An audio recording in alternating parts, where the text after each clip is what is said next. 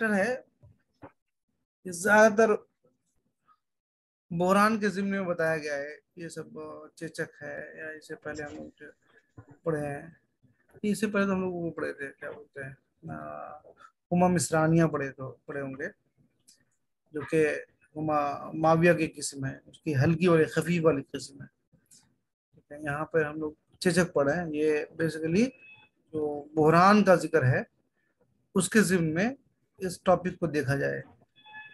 बोहरान का chapter last में आएगा, हालांकि उस चैप्टर को पहले बताना चाहिए था, बहुत इंपॉर्टेंट चैप्टर है, और अगर वो आप समझते हैं तो पूरी चीजें समझ में आती हैं। उसको मेरे ख्याल से पहले बताना चाहिए था, नहीं इस चैप्टर को लास्ट में डाला गया है यहाँ पे। चेचक के बारे में बताया गया है यहाँ पर कि इसका मुतरादिफ नाम जुदरी, माता और सतीला के नाम से भी जाना जाता है। जुदरी, माता और सतीला, ये माता का जो वर्ड है ये, और सतीला, ये दोनों इंडियन वर्ड है, हिंदी या फिर जो संस्कृत है वहां से लिया गया है।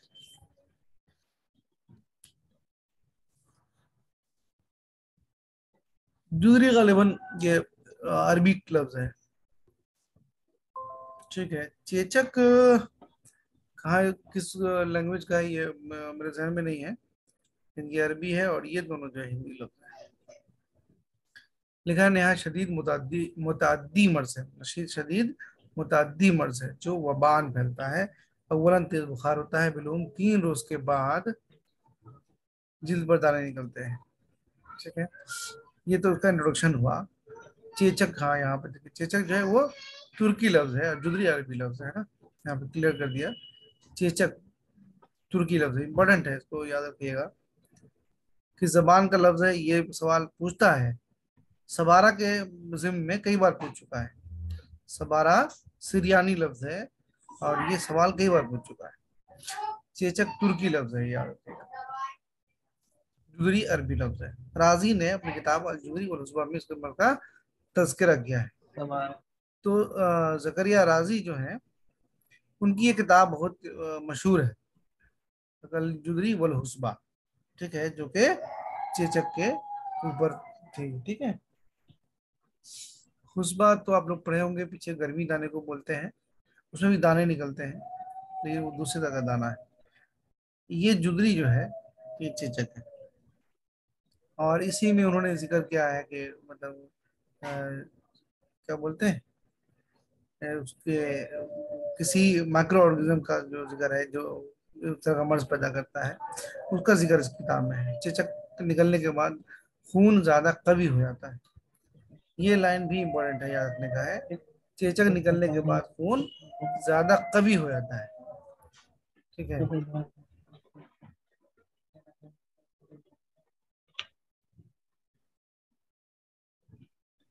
जी, तो ये लाइन इम्पोर्टेंट। कवि मतलब जी, आरबी से ज्यादा होंगे मतलब क्या, कवि मतलब?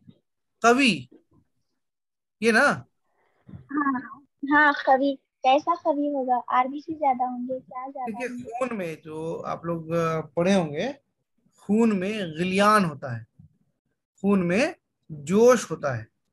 ठीक है, खून में जोश या गिलियान आ जाना वो कब दिखेगा या कब बोला जाएगा, ये जो कवि का वर्ड है वो उसी के लिए बेसिकली बोला जाता है, जब खून में जोश या गिलियान आ जाए। ठीक है, खून में जब जोश या गिलियान आएगा तो क्या होगा, वो उसका जो असर है वो जिस्म पर दिखेगा।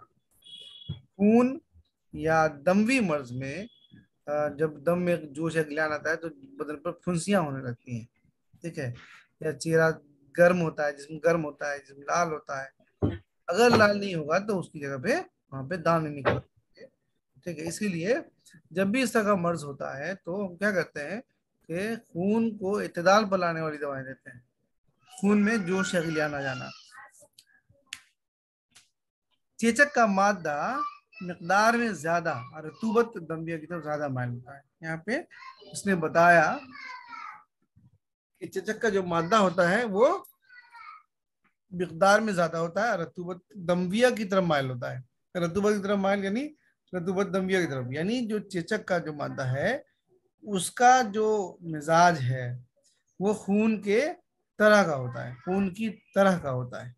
जैसा खून का मिजाज है, खून में दम, खून खून में गर्मी है और रतूबत है, इसी तरह का मिजाज चेचक के मादे का भी होता है।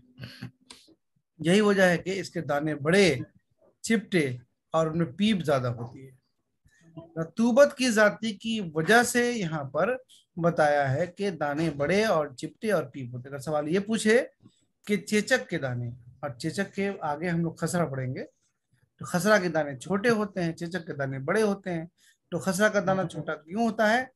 क्योंकि, या चेचक का दाना बड़ा क्यों होता है? क्योंकि यहाँ पर रतूबत ज्यादा है, इसीलिए वजह से कि दाने बड़े होते हैं, चिपटे, और उसमें पीप ज्यादा हुआ करती है। उसमें मादा छोटा हो, कम होता है। यहीं पे लिखा है खसरा का मादा मुकाबलतन मकदार में कम और सफरावियत और यबूसत की तरफ ज्यादा मैलान रखता है। सफरा का मिजाज कैसा है? गर्म खुश्क है ना, उसमें यबूसत ज्यादा है। और यहाँ पर उसने मेंशन किया है कंपेरेटिव, लिखा है एक ही जगह पर, बहुत इंपॉर्टेंट पॉइंट है ये। चेचक का मादा बड़ा क्यों होता है, ये असर्शन रीजन का सवाल बन सकता है। खसरा का मादा जो दाना है वो छोटा क्यों होता है, ये भी सवाल जो है असर्शन रीजन का या फिर स्टेटमेंट वाला सवाल बन सकता है। खसरा का मादा मुकाबलतन मिकदार में कम है और सफरावियत और यबूसत गिरफ्त ज्यादा हुआ करती है, इसी वजह से इसके दाने जर्द, नोकदार और पीप नहीं पड़ती, बल्कि खुरन जमते हैं। ठीक है, तो रतूबत जहां पे कम होगी वहां पर पीप कम बनेगी। आगे लिखा है ये मर्ज बच्चों को ज्यादा, जवानों में कम और बूढ़ों में शाजो नादिर आरिज होता है, ऐसा शेख ने बताया। यानी ये मर्ज, समझिए कि जितना अर्ली लाइफ होगा उतना इसका जो होने के चांसेस है ज्यादा है, जैसे जैसे उम्र बढ़ती है वैसे वैसे होने के चांसेस कम है, ऐसा शेख ने लिखा है। और उसी में एक लाइन और मेंशन किया है कि ये जो मर्ज है चेचक, वो जनीन को, यानी फीटल लाइफ में बच्चे को हो सकता है। ऐसा मर्ज, ऐसा कौन सा मर्ज है ये इन्फेक्शियस डिजीज है। और अमूमन इन्फेक्शियस डिजीज ऐसा नहीं होता जो कि बच्चों को फीटल लाइफ में हो जाए। ठीक है, लेकिन इसके बारे में लिख रहा है कि फीटल लाइफ में भी बच्चे को हो सकता है। ये कैसे पता चलेगा? जब बच्चा पैदा होगा तो उसके जिस्म पर दाने के निशानात मिलेंगे। अगर माँ को हुआ होगा हालत हमल में, और उसका जब बच्चा पैदा हो और उस बच्चे के जिस्म पर दाने के निशानात मिले, तो ये इस बात की अलामत है कि बच्चे को हालत जनीन में चेचक हुआ है। ये लाइन मेंशन किया हुआ है। और आप लोग ये जान लीजिए कि जो किताबें तिब में लिखी गई हैं वो सब एविडेंस बेस्ड है। सब एविडेंस बेस्ड का मतलब क्या हुआ कि उसका मुशाहिदा किया गया है, देखा हुआ है, ऐसा होता है तभी लिखा गया है। ठीक है, अगले शेख के मुताबिक चेचक एक किस्म का बुहरान है। यहाँ पे पहले मैंने बताया था कि हम जो डिजीज पढ़ रहे हैं ये बुहरान के जिम्न में पढ़ना चाहिए इसको। ठीक है, शेख ने क्या लिखा, चेचक एक किस्म का बुहरान है। हालांकि बुहरान जो है उसकी जब आप लोग पढ़े होंगे बुहरान के बारे में, बुहरान क्या है, बुहरान कितने तरह का होता है, तो उसके हिसाब से ये बुहरान की किस्म में आता है। बट यहाँ पर स्पेशली शेख के नाम से मेंशन कर दिया गया, तो इसलिए ये लाइन को मैंने यहाँ पे लिख दिया है कि अगर ये सवाल पूछ दे कि चेचक बुहरान है एक तरह का, ये किसने कहा, तो ये मालूम होना चाहिए कि शेख ने कहा। चेचक की अलामत को 3 दर्जात में तकसीम किया जाता है। दर्जा अव्वल में लिखा है, एक मिनट,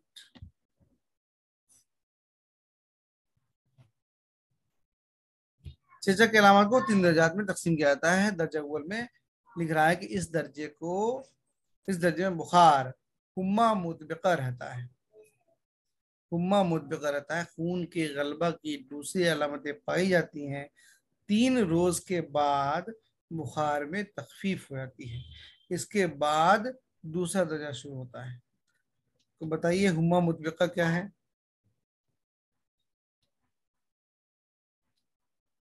तो बताएंगे? कंटिन्यूअस फीवर, जिसमें बुखार का उतार चढ़ाव नहीं रहता। Continuous fever. और फिर इसके बारे में आप लोगों ने पढ़ा होगा, यहाँ पे तो उन्होंने निकाल के दिखा दिया है कि मोहम्मद रफा क्या है, जो दिन रात चढ़ाता है, ऐसा बुखार जो दिन रात चढ़ाता है। और इसकी भी दो किस्म आप लोगों ने पढ़ी होगी, एक ऐसी जो कि कंटिन्यूअस चढ़ी जो रहती है, उसमें भी एक में खिफत होती है, एक में खिफत नहीं होती है। तो यहाँ पर दो किस्म बताया गया है, वो अपनी जगह पर है। इसके अलावा मैंने वो दो किस्म बताई है, ठीक है।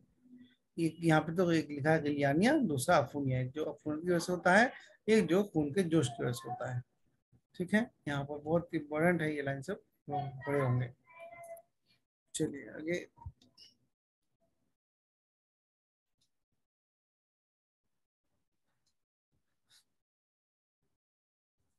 खून के गलबा की दूसरी अलामत, खून के की वजह से जो बुखार होता है अमूमन वो ऐसी होता है कि हर रोज चढ़ा रहे हैं। अगर उसमें कमी आए भी तो खिफत होती है, पूरी तरह से नहीं उतरती। जबकि मर्ज का मादा ब्लड वेसल्स के अंदर, उरूप के अंदर हो, तब इस तरह का बुखार हुआ करता है, ठीक है। लिख रहा है कि 3 रोज के बाद वो बुखार में तकलीफ हो जाती है, इसके बाद दूसरा दर्जा शुरू होता है। इसका मतलब क्या हुआ कि जो पहला दर्जा है वो कितने दिन रहता है, 3 रोज तक रहता है। जो पहला दर्जा है वो 3 रोज तक रहता है, और फिर उसके बाद दूसरा दर्जा शुरू होता है। चेचक के दाने निकलने के साथ ही ये दर्जा शुरू हो जाता है। इसका मतलब क्या हुआ कि 3 रोज तक बुखार रहेगा, और इसका मतलब ये भी हुआ कि 3 रोज के बाद चेचक के दाने निकलेंगे, ठीक है। दूसरा दर्जा कब शुरू होता है, जबकि चेचक के दाने निकलते हो। ये दर्जा शुरू यहाँ यहीं से दर्जा शुरू होता है। दाने पहले, चेहरा सर, ये लाइन भी पूछा हुआ है कि चेचक के दाने पहले कहाँ से शुरू होते हैं, ठीक है। ये पैटर्न याद रखिएगा। दाने पहले चेहरा, फिर सर, गर्दन और हाथ की कलाइयों पर निकलते हैं, फिर उसके बाद पूरे जिस्म पर निकल जाते हैं। तो पहले अगर पूछेगा तो पहले में चेहरा ही आएगा, उसके बाद सर और गर्दन रहेगा। 2-3 रोज के बाद इन दानों में पानी भर जाता है। छठे सातवें रोज तक ये पानी पीप में तब्दील हो जाता है, फिर से तेज बुखार हो जाता है। दानों में पीप पड़ने के 3-4 रोज बाद दाने खुश्क होने लगते हैं। तो ये टोटल उतना कभी नहीं पूछता सवाल, लेकिन ये इंपॉर्टेंट है कि ये पूछे कि पहले दर्जे में क्या होता है। पहले दर्जे में बुखार होता है। ये पूछे कि पहला दर्जा कितने दिन रहता है, वो 3 दिन रहता है। दूसरा दर्जा कब से शुरू होता है, तीसरे रोज से शुरू होता है। या दूसरा दर्जा कैसे शुरू होता है, दाना निकलने के साथ शुरू होता है। या दूसरे दर्जे में क्या होता है, तो दाना निकलता है। अमूमन ऐसा सवाल पूछेगा। या दूसरा दर्जा कितने दिन रहता है, तो आपको यहाँ से निकाल लेना पड़ेगा। तो ये तो पहला 3 दिन था, और इसके बारे में कह रहा है कि ये दाने जो है छठे से सातवें रोज तक जो पीप में तब्दील हो जाता है। 2-3 रोज के बाद जब दाने निकलते हैं, यानी 2 रोज 3 रोज के बाद से जब इसमें दाने निकलते हैं, तो कह रहा है कि 2-3 रोज बाद इसमें पानी भरता है। यानी तीसरे रोज से लेकर के अगले 3 दिन में पानी भरता है। फिर छठे सातवें रोज, तीसरे दिन से लेकर के सातवें रोज तक उसमें पानी जो है पीप में बदल जाता है। यानी टोटल ये तीसरे रोज से स्टार्ट हुआ तो 7 दिन का ये मामला हो गया। उसके बाद बुखार चढ़ता है। दानों में पीप पड़ने के 3-4 रोज बाद, पीप पड़ा था ये छठे सातवें रोज में, इसके 3-4 रोज बाद दाने खुश्क होने लगते हैं। ये लगभग 11 दिन के आसपास हो जाता है, ठीक है। इसके बाद लेना तीसरा दर्जा, दाने खुश्क होने के साथ तीसरा दर्जा शुरू होता है। यानी यहाँ पे दाने निकलने से लेकर के दाने खुश्क होने तक का पूरा जो ये वक्फा है, ये पूरा का पूरा वक्फा कैसा है, इसको दूसरा दर्जा में शामिल किया गया है। दाने निकलने से दाने के खुश्क होने तक, ठीक है। इस वाले में कोई बुखार है, दाना नहीं है। इस वाले में बुखार खत्म हो गया है, दाना निकला है। दाना निकलने से दाना में पानी भरा, पानी के बाद पीप पड़ा है, पीप के बाद 3-4 के बाद वो सूख गया। वहां तक ये दूसरा दर्जा है। तीसरा दर्जा लिखा है दाने के खुश्क होने के साथ तीसरा दर्जा शुरू हो जाता है। यानी यहाँ पर दाना खुश्क हो गया, उसके बाद तीसरा दर्जा शुरू हुआ। 2-3 दिन में खुरन बन जाते हैं, खुश्क होने के 2-3 दिन के बाद खुरन बन जाते हैं, और बुखार में तकलीफ हो जाती है। ये कौन सी बुखार है, ये दूसरे दर्जे में जो आखिर में बुखार शुरू हुआ है वो बुखार है। ये वो बुखार नहीं है जो कि दर्जा अव्वल में था, बल्कि ये वो बुखार है जो कि दूसरे दर्जे में बुखार दोबारा ऊद कर आया है, दोबारा आ गया है। ये वो बुखार है, उसमें तकलीफ हो जाती है, और इसको दर्जा इनेतात कहते हैं, चेचक का ढाला या ढलना भी कहते हैं, ठीक है, तो तीसरे दर्जे का नाम दिया गया है, क्या है, उसको ढाला बोल सकते हैं या चेचक का ढलना बोल सकते हैं या दर्जा इन्हितात बोल सकते हैं। इब्तदाई मर्ज में 18-19 दिन के बाद खुरंड झरने लगते हैं। शुरू मर्ज से लेकर के खुरंड झरने तक का जो वक्फा है कितने दिन का है, 18-19 दिन का है। और जिल्द पर सुर्ख रंग के दाग रह जाते हैं। ठीक है, जो खुरंड बना, खुरंड झड़ गया, तब क्या बचा, जिल्द पर लाल लाल धब्बे रह गए। ठीक है, चेचक के दाने मुंह, नाक, हलक, आंख, हंजरा, कसूरिया के अंदरूनी झिल्ली में भी हो सकता है। पॉसिबिलिटी सवाल से पूछ सकता है कि चेचक के दाने किस किस हिस्से में हो सकते हैं। यहाँ पर मेंशन किया है कि तो हम लोग ऊपर पढ़ चुके थे, चेहरे पर, सर पर, गर्दन पर, जिस्म में, ये जिल्द के ऊपर तो है। उसके अलावा ये नाक में, नाक का मतलब क्या हो, नाक के अंदर, हलक में, आंख पर, आंख पर भी दाने हो सकते हैं, हंजरा में हो सकते हैं, कसवतुर रिया के अंदरूनी झिल्ली में हो सकते हैं। तो इसीलिए अगर आंख वाँख पे हो जाया करता था पहले, तो लोगों की आंखें जो है खराब हो जाती थी दाने की वजह से। ठीक है, आगे लिखा है, शेख के मुताबिक बुखार होने के बाद चेचक निकलना बेहतर है। बुखार होने के बाद चेचक निकलना बेहतर है, इससे पहले कि दाना हो और बाद में बुखार हो जाए। नहीं, ऐसा हो कि बुखार हुआ ही नहीं, सीधे दाना हो जाए उसके बाद बुखार हो, वो ज्यादा नुकसानदेह है बनिस्बत उसके कि पहले बुखार हो फिर दाना निकले। पहले बुखार हो और फिर दाना निकले, शाह के मुताबिक ये वाला जो तरीका है चेचक के निकलने का, ये उससे बेहतर है जिसमें पहले दाना निकल जाता है और बाद में बुखार आता है। आगे लिखा है, अलबत्ता दाने निकलने के बाद बुखार का जायल होना नेक अलामत है। नहीं, जैसे ही तीसरे रोज दाना निकला, उससे पहले बुखार खत्म हो गया या उसके साथ ही बुखार खत्म हो गया, ये अलामत महमूदा कहलाता है। तो ये इंपॉर्टेंट लाइन है कि चेचक में अलामत महमूदा क्या हैं। ठीक है, वो कंडीशन जिसमें दाना निकलने के साथ ही बुखार निकल उतर जाए, ये क्या कहलाता है, अलामत महमूदा कहलाता है।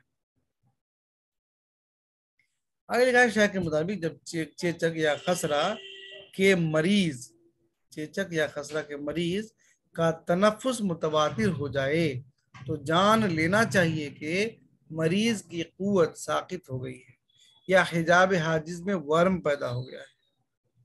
क्या मतलब हुआ, चेचक में या खसरा में मरीज का तनफ्फुस मुतवातिर होने लगे, तनफ्फुस मुतवातिर का मतलब रेस्पिरेटरी रेट बढ़ जाए। ठीक है, अगर ऐसा हो कि रेस्पिरेटरी, हाँ कुछ पूछ रहे हैं क्या, टेकिपनिया। हाँ टैकिपनिया हो जाए, तो उसके बारे में कह रहा है कि ऐसी कंडीशन में आपको ये समझ लेना चाहिए कि मरीज की कुव्वत जो है वो निढाल हो गई है, साकित हो गई है, या दूसरी सूरत ये हो सकती है कि हिजाब हाजिज में वर्म हो गया है। ठीक है, आगे लिखा है, अगर प्यास शदीद हो, इस्तराब बढ़ जाए, इस्तराब माने बेचैनी बढ़ जाए, बदन ठंडा पड़ने लगे या दानों की रंगत सब्ज हो जाए, दानों की रंगत सब्ज हो जाए, तो ये समझना चाहिए कि मरीज हिलाक हो जाएगा और ये अलामतें रद्दियां हैं। आपको यहाँ पर दो तरह के अलामत बताए गए, एक अलामत महमूदा और दूसरा अलामत रद्दिया। अलामत महमूदा क्या है कि दाना निकलने के साथ बुखार उतर जाए, वो अलामत महमूदा है। और अलामत रद्दिया क्या है कि जब प्यास तेज हो जाए, बेचैनी बढ़ने लगे, जिस्म ठंडा पड़ने लगे और दानों की रंगत सब्ज हो जाए।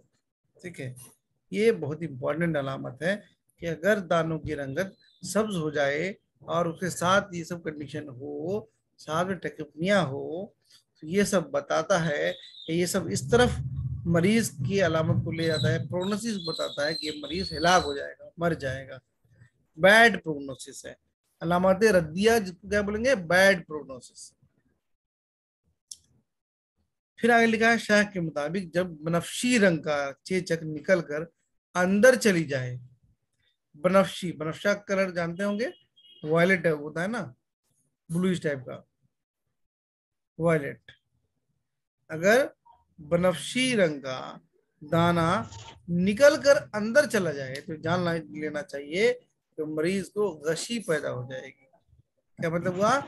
एक ऐसा कंडीशन जिसमें मरीज के जिस्म पर निकलने वाले दाना का कलर बनफशी हो और वो निकले यानी दिखाई दे, दिखने के बाद छिप जाए, अंदर चले जाने के बाद क्या हुआ, छिप जाए, है ना। वो कंडीशन फुलफिल नहीं कर रहा जो इससे पहले हम लोग पढ़े हैं तीनों दर्जे का, बल्कि वो दाना छिप जाए तो कह रहा है कि ऐसे सूरत में मरीज को गशी पैदा हो। नेक्स्ट पॉइंट है चेचक के दाने से सालाने खून होना एक खराब अलामत है। यानी चेचक के दाने में हमने क्या पढ़ा था, पानी भर जाता है, फिर उसमें पीप आ जाता है, फिर वो खुश्क हो जाता है और फिर उसे खुरंड निकलते हैं। ये उसका एक सिलसिला है मर्ज के बढ़ने का। लेकिन कह रहा है कि अगर उस दाने से सैलानी खून हो यानी खून जारी हो जाए तो इसके बारे में कह रहा है कि एक खराब अलामत है। नेक्स्ट पॉइंट कह रहा है कि खारिश का इस कदर शदीद होना कि किसी तदबीर से साकिर ना हो मोहलिक है। आप जानते हैं कि जब पूरन पड़ता है यानी जब वो सूखने लगते हैं, चेचक के दाने में कहा कि साने खून हो तो एक खराब अलामत है। नेक्स्ट पॉइंट लिख रहा है कि खारिश का इस कदर शदीद होना कि किसी तदबीर से साकिर ना हो। किसी तदबीर का मतलब हुआ कि या तो दवा कराए या कोई तदबीर कराए, ठंडा पानी डाले या जो भी हम इचिंग को खत्म करने के लिए कर सकते हैं, उससे भी वो सुकून ना पाए, खारिश होती रहे, तो इसके बारे में करा है कि ये मोहलिक अलामत है। ठीक है, तो ये कई सारी रद्दी अलामत हैं जिसमें को हम लोग को याद रखना चाहिए। तो अलामत रद्दिया बाज़ाब्ता पढ़े हम लोग। उसके अलावा ये सैलानी खून होना बड़े खराब अलामत है। तो बनफशी रंग का दाना निकल कर अंदर चला जाना ये भी खराब अलामत है, इससे गशी पैदा होती है। फिर खारिश बहुत ज्यादा हो जाए ये भी खराब रद्दी अलामत है। ठीक है, आगे सब पढ़े। शेख के मुताबिक चेचक में मौत इख्तनाक और खुन्नाक के पैदा होने से होता है। इख्तनाक बने गला घुटना, है ना, गला घुटना, सांस का घुटना, दम का घुट जाना। खुन्नाक एक मर्ज है जिसमें आप लोग पढ़े होंगे हलक में फॉल्स लेयर जैसे बनने लगते हैं। तो यहाँ पर कोई खुन्नाक या डिप्थीरिया। डिप्थीरिया जैसा मर्ज नहीं हो गया, बल्कि दाना उस जगह पर हो गया है जिसकी वजह से वो कंडीशन खुन्नाक जैसा हो गया है। ठीक है, इसलिए लिखा है कि मौत जो है वो या तो इख्तनाक की वजह से होती है तो खुन्नाक की वजह से होती है, या सहज अमा के पास को साकित होने से मरीज मर जाता है। सहज माने, सहज एक तो टर्मिनोलॉजी है आपके जीआईटी वाले चैप्टर में पढ़िएगा, लेकिन एक आम सहज का मतलब भी होता है छिल जाना, लेयर्स का एक्सटर्नल जो लेयर है उसका छिल जाना सहज कहलाता है। और अल्सर नहीं कह सकते। अल्सर, अल्सर, हाँ? अल्सर इरोजन हुआ, हाँ इरोजन या इरोजन, फिर इरोजन कह सकते इरोजन, हैं। हाँ, अल्सर क्या है ना कि अल्सर के हमारे जीआईटी में अल्सर मेम्ब्रेन बेसिकली, वहां पर नहीं होना, हाँ इरोजन हो। इरोजन होता है, हाँ राइट, इरोजन सही टर्म है। और बेसिकली इसमें होता क्या है लैसरेशन। हाँ खारिश, लैसरेशन। हाँ लैसरेशन, ठीक है, ये भी टर्म ठीक है। इसमें बेसिकली क्या होता है ना कि जो जीआईटी का अंदरूनी लेयर है जिससे गजा जाती है अंदर, वो उस सहज से लगने से उसको हाइपरटोनिक कर देती है, उसका जो पेरिस्टाल्टिक मूवमेंट है वो बढ़ा देती है, या तो पीछे की तरफ या तो आगे की तरफ। अगर ऊपर की तरफ करेगा तो वोमिटिंग हो जाएगी, अगर नीचे की तरफ करेगा तो इसहाल होगा और जल्दी होगा। मतलब कहने का मतलब है जैसे गजा गया और जैसे उससे टकराता है या टच करता है जीआईटी को उस हिस्से से जहां पर सहज है, वो हिस्सा क्या करता है कि उस गजा के हिस्से को ज्यादा देर तक रहने नहीं देता है और उसको जल्दी स्पिल आउट करता है। इसीलिए आप लोग सहज और इसहाल एक जगह लिखा हुआ है कि जब भी सहज होगा वहां पर इसहाल होगा, और इसहाल के साथ गिजा जो है बिना अच्छे से पचे हुए खारिज होगी और साथ में उसके साथ या तो म्यूकस निकलेगा या तो ब्लड भी निकलेगा, है ना।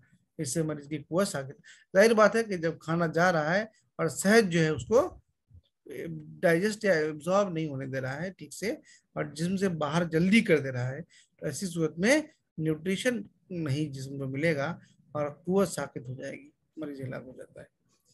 बेहतरीन चेचक वो है, बेहतरीन चेचक भी क्या होता है भाई, मर्ज तो मर्ज है, लेकिन बेहतरीन चेचक का मतलब ये हुआ कि इससे मरीज को बहुत ज्यादा नुकसान नहीं होता है।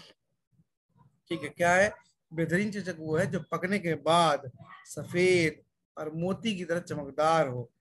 ये दो किस्म के होते हैं, पहला लुलुवी कलीलुल अदद, दूसरा लुलुवी कसीरुल अदद।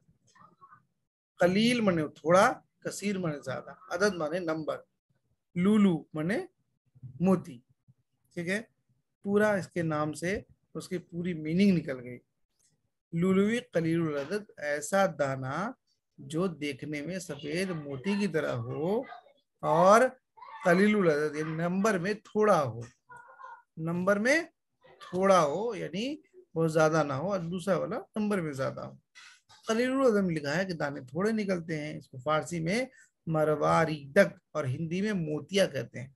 ठीक है, ये जो दो किस्म है, जो दोनों बेहतरीन चेचक वाली किस्म है, इसको इसमें से एक को मोतिया कहते हैं जो कलीलुल अदद है, यानी अगर दाना छिटक के निकले कहीं कहीं पर इक्का दुक्का जिसम पर दिख रहा है ना, बहुत घना नहीं है, तो ये लुलुवी कलीलुल अदद है, जिसको मरवारीदक कहते हैं और इसी को मोतिया कहते हैं।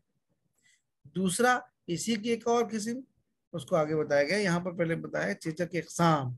ये अक़साम चेचक के दानों की शक्ल, इसकी रंगत। हाँ, दूसरा वाला जो है कसीरुल अदद, ठीक इसका अपोजिट होगा, यानी उसमें दाने बहुत निकलेंगे, बहुत नजदीक नजदीक पर घने हुए होंगे। ठीक है, उसको लुलुवी कसीरुल अदद बोलेंगे। और यहाँ पे आगे बताया कि चेचक के अक़साम, इसके अक़साम के दानों की शक्ल, उसकी रंगत के लिहाज से बयान किया गया है। चेचक के बहुत सारे अक़साम बयान किए गए हैं और इसी वजह से बहुत सारा कंफ्यूजन है। ठीक है, बहुत सारा कंफ्यूजन है, तो इसको ऐसा कीजिए आप लोग कि पेपर पे उतार करके किस वजह से उसको लिखा गया है सिर्फ उसके माने याद कर लीजिए। जैसे बनफशी है तो उसका कलर कैसा होगा, जर्दी है तो उसका कलर कैसा होगा, ये सब तो कॉमन है, वो आपको याद ही रहता है। लेकिन कुछ ऐसे होंगे जो आपको याद नहीं रहते होंगे, उसको आप याद कर लीजिएगा। ठीक है, उससे फायदा ये होगा कि वो उसके मीनिंग से आपको उसके एग्जाम याद हो जाएंगे।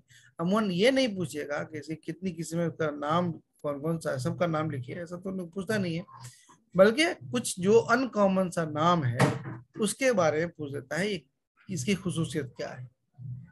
तो यहाँ पर रंगत के हिसाब से उसकी कई किस्में बयान की गई। पहले में लिखा है एक बार पॉइंट कि मैली और स्याह होती है, एक है मैली और स्याह, कुमुद व अस्वद लिखे हैं, कुमुद व अस्वद, ये इर्द गिर्द सफेद और दरमियान में स्याह होते हैं, इर्द गिर्द सफेद और दरमियान में स्याह होते हैं। हिंदी में इसे चमड़िया कहते हैं और ये किस्म सबसे खराब और रद्दी है। देखिएगा, जो पहली किस्म यहाँ पे बयान की गई कलर के हिसाब से, इसको मैली और स्याह किस्म कहते हैं, इसी को कुमुद और अस्वद कहते हैं, और हिंदी में इसे चमड़िया कहते हैं। ठीक है, और इसके बारे में लिखा कि ये किस्म सबसे खराब और रद्दी है, जो खुसूसियत है उसके नाम से उसको याद रखिए। नेक्स्ट पॉइंट लिखा है जर्द, जिसको असफर कहते हैं, इसको माँ सफरी या कुसुम्बिया कहते हैं, कुसुम्ब हिंदी लफ्ज है कुसुम्ब। ठीक है, माँ सफरी ये फारसी लफ्ज है, जर्द असफर उससे बना है ना, सफरा से बना है, सफरा जर्द होता है। तीसरा है बनफशी, बनफ सजीब लिखते हैं, इसकी रंगत नीलगों होती है, ये किस्म में नहायत रद्दी और मोहलिक है। ठीक है, बनफशी वाले के बारे में हम लोग इससे पहले ही पढ़े हैं कि बनफशी दाना निकले और वो छिप जाए तो उसमें गशी आ जाती है, शेख ने ऐसा बताया है। ठीक है, यहाँ पर बनफशी वाले किस्म के बारे में लिखा कि किस्म जो है नहायत रद्दी और मोहलिक है। चौथी किस्म नहायत सुर्ख, शदीदुल हमरा, सिर्फ सुर्ख नहीं है, शदीद सुर्ख है ना। ये इसके बारे में लिखा कि ये नहायत खराब और शदीद सुर्ख का मतलब ज्यादा गहरे रंग का सुर्ख होगा ये। पांचवा है रिसासी, शीशे के जैसा रंग। ठीक है, तो यहाँ पर छठा छठे सब देख लेते एक बार, फिर उसको समराइज करेंगे। छठा है सब्ज, का नाम वर्तकीन मशहूर है। इसके दाने छोटे, एक दूसरे के साथ मिले हुए और सतह पर फैले होते हैं। जूजाविया, जूजाविया ये किस्म जो गोल ना हो बल्कि चौकोर या तिकोने हो, इसके माने ये है कि तबीयत गैर मामूली तौर पर ज़ईफ है। अच्छा, आठवां हिलाली, दानों की शक्ल चांद की जैसी हो, ये भी रद्द मौलिक है। नौवां मुजाइफ कबार, दोहरी, मुजाइफ के बार, इस किस्म में आबला के अंदर दूसरा आबला पैदा हो जाता है, ये भी रद्दी किस्म है। अदसी, मसूर के दाने, हिंदी में इस दाने को मसूरिया भी कहते हैं, जो कि मसूर के दाल की तरह होती है। जावरूसी, बाजरे के माने, जिसका दाना बाजरे की तरह होता है। अकबर, खाकी, इसके दाने खाकिस्तरी होते हैं। इस अगर इसके खून को तराउश पाए तो दामी और नजाफ कहते हैं। अगर इससे खून तराउश पाए यानी उससे खून निकलने लगे तो अब ऐसी सूरत में उसको दामी या नजाफ कहते हैं। तो ये हम लोग 12 किस्म पढ़े जो कि उसकी शक्ल और कलर के हिसाब से बांटा गया है। इसमें जो नहीं याद रखने वाली चीज है उसको याद रखिए। पहला बहुत इंपॉर्टेंट है, मैली और स्याह, कुमुद और असवद, हिंदी में चमड़िया कहते हैं। ये बहुत इंपॉर्टेंट है, ये रद्दी है, खराब रद्दी है। दूसरा तो याद रहेगा, इसके ये नाम याद रखने, मौसफरी और कुसुम्बिया याद रखना होगा। ठीक है, बनफशी के बारे में पहले चूंकि पढ़े हैं, उसमें बनफशी वाले दाने निकलने से शह के हवाले से लिखा है, तो उसके हिसाब से इसको याद रखिए। और इससे कलर तो याद रहेगा, तो ये मोहलिक है, ये याद रखिए। ये इसमें कुछ खास याद रखने की नहीं है। नया सुर्ख वाले भी रद्दी और रद्दी हैं। ठीक है, रसासी कैसा है, इसकी सिर्फ रंगत लिख दी गई है। सब्ज वाले को वर्तकीन बोलते हैं, ये लाइन इंपॉर्टेंट है कि दाने छोटे छोटे होते हैं। जूजाविया के दाने चौकोर होते, तिकोने होते हैं। हिलाली याद रहेगा, इसको बहुत ज्यादा याद करने की जरूरत नहीं है।